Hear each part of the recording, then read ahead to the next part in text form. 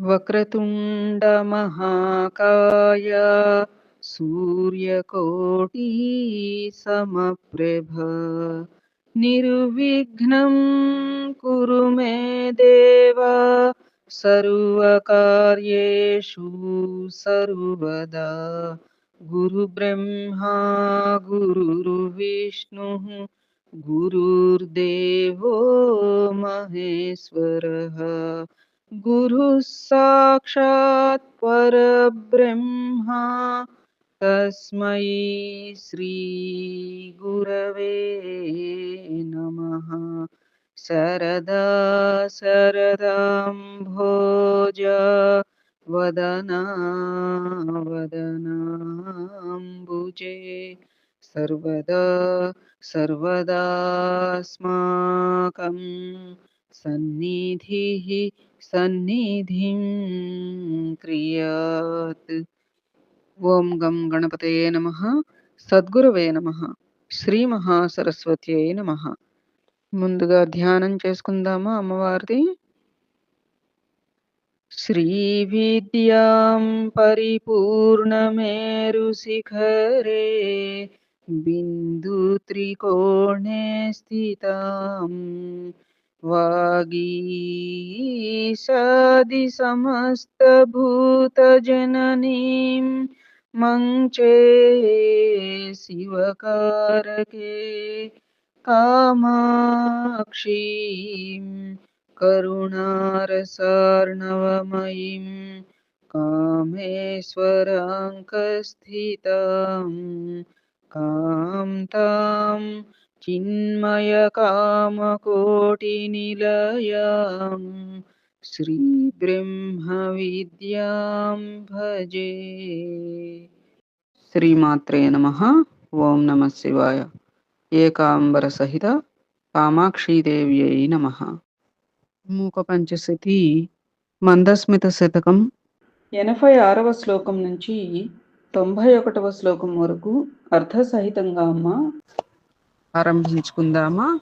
ఓం గం గణపతయే నమః. సద్గురవే నమః. శ్రీమాత్రే నమః. శ్రీ ఏకాంబరేశ్వర సహిత కామాక్షీదేవ్యై నమః.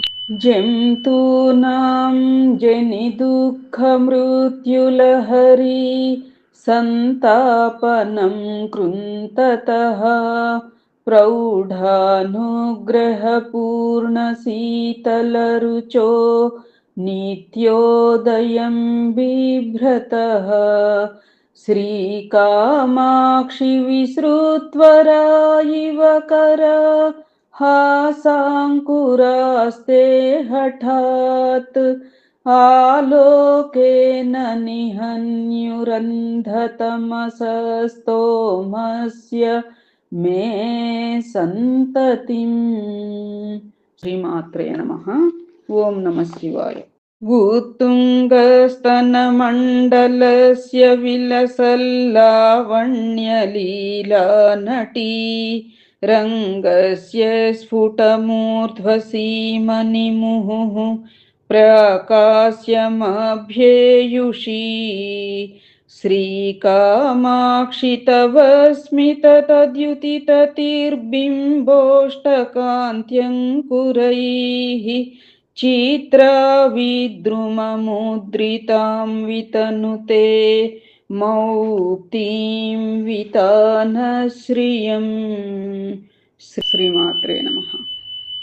स्वाभाव्यातवं वक्त्रमेव ललितं सन्तोषसम्पादनं शम्भोः किं पुनरञ्चितस्मितरुचः पाण्डित्यपातीकृतम् अम्भोजं स्वत एव सर्वजगतां चक्षुः प्रियं भावुकं कामाक्षि स्फुरिते शरद्विकसिते कीदृग्विधं भ्राजते.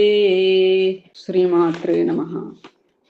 पुंभिर्निर्मलमानसैर्विदधते मैत्रीरसं निर्मलं कर्तुं करुमलयं च निर्मलतमां कीर्तिं लभन्तेतराम् सूक्तिं पक्ष्मलयन्ति निर्मलगुणां यत्तावका सेवकाः तत्कामाक्षि तव स्मितस्य कलया नैर्मल्यसीमानिधेः। శ్రీమాత్రే నమః.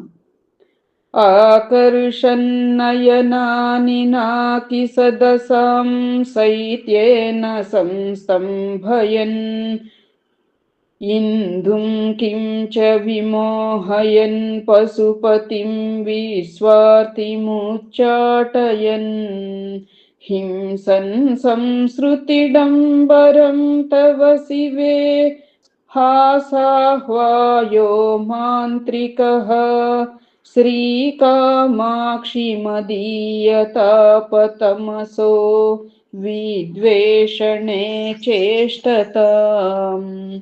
శ్రీమాత్రే నమః. శ్రీమాత్రే నమః. ఓం నమః శివాయ. సద్గురవే నమః.